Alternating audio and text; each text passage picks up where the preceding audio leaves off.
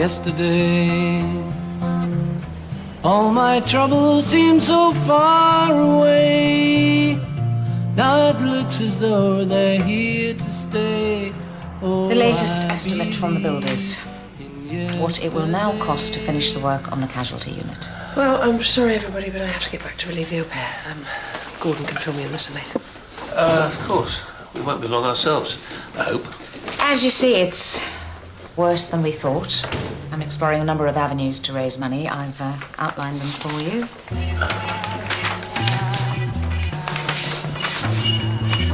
Any more cups of coffee, Dr. Weatherall? No, I'm sure they can sort themselves out. You should go home, really. Good night. Sounds serious, doesn't it? We'll be out of work where things are going. The renovation work revealed just how unsafe the roof already was. We couldn't have known before what had to be done. Oh, I know this isn't my field, but none of these fundraising options look very promising, do they? Well, if we don't find the money to pay the builders, they're going to down tools at the end of the week.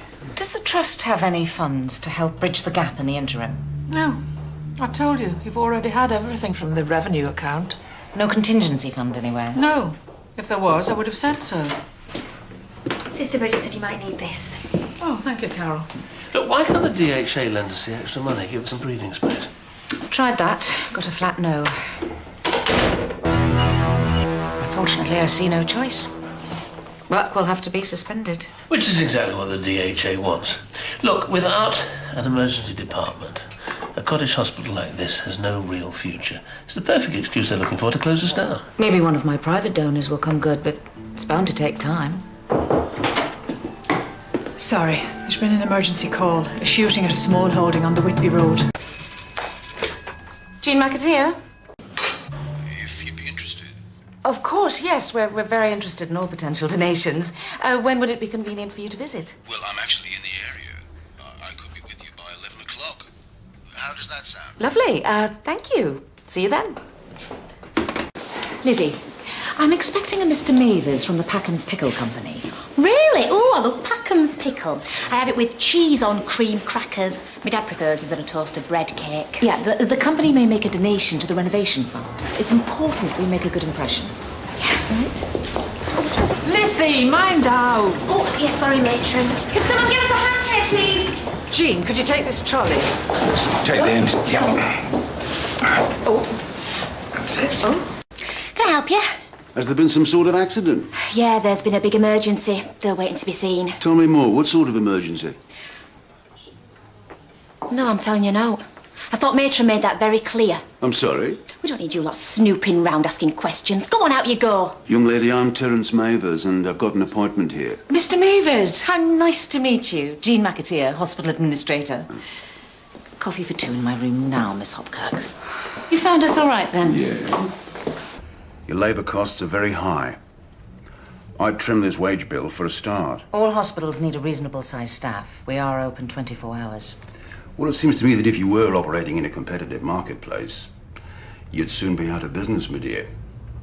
Anyway, to understand how any setup works, I believe in getting onto the factory floor. Yes, we're not a factory, of course. We don't make anything here. You make patients better, I hope? Of course. That's always our aim. Seems I've arrived at an opportune moment. I'm told there's been some emergency. Yes, indeed. An explosion at a building site. Dr. Weatherall and Dr. Ellis are out there dealing with it now.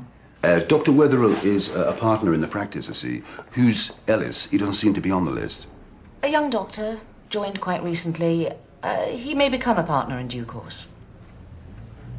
All our beds are full now. I've called Ashford General to see how many they have left. Good. Well, we'll get the rest over when the ambulance gets here. Why weren't the injured just sent to a bigger hospital in the first place? Oh, may I introduce Terence Mavers, Dr. Ormerod? He's looking round with a view to recommending a donation to his company directors. I mean, little place like this, do you actually need a casualty department? Well, yes. Yes, we do. Ashford is a fair distance away, and very often patients need emergency treatment quite quickly. So it isn't just a question of status, then. There really is a demand for the casualty facility that you want to restore. The local community rely on us. If we didn't have it, we wouldn't be able to serve them properly. You reckon so, do you, nurse? I am the matron here. Which company do you represent, may I ask? Packham's Pickles. Really? Oh, my children love that advert. When you put a bit of pickle on, put a bit of Packham's on. Have you seen it, Machen? Not as I recall, no. Well, I can see why you need to raise money, my dear. A lot of work still to be done by the looks of it. Yes, indeed. So why aren't they getting on with it, instead of being stood around supping tea? It's their break, I think. Chap over there, is he one of your porters? Yes, he is. He's the sort of bloke I need to meet. Jack's a bit busy at the moment. Struck me some mug, pal. You're charging me for it? Well, these lads have all paid. The hospital pays for that tea, Jack. You're not allowed to take money for it. All goes in the restoration fund. Just doing my bit for the Royal, Ma'am. Not surprised they're behind if you let them take tea breaks every 5 minutes. But I like you raising a bit of brass out of them, Jack, making them pay for the tea. It's enterprising, is that? Maybe you should charge the patients and all. It's a hospital, not a free hotel. I'm going to put you on the spot here, Jack. You work here.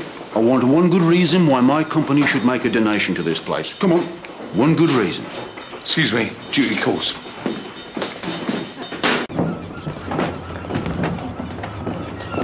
Better have that properly cleaned up, come on. Well, you're obviously overpaying your nurses if they can drive round in a Porsche.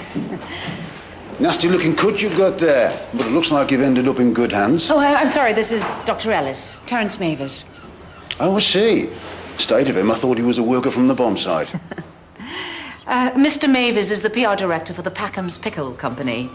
They're considering donating to the renovation fund. Oh, really? Yeah, we heard about your troubles from a sales rep. Felt we might help. So I've been having a good look around. Of course. Do excuse me, I need to get this seen to you. Manners aren't Dr. Ellis' strong point, then? Oh, he's been under a lot of pressure today. You okay? Yeah, fine. You were very rude to that man Mavers, you know. He could save this place. Are you being snooty because he's a bit brash and works for a pickle company? Just leave it, all right? No, it's not all right. The Royal's desperate. His money could be vital. You shouldn't allow your prejudices to get in the way. You don't even know him. Wrong. I've known him all my life. His name isn't Mavers, it's Terence Ellis. He's my father.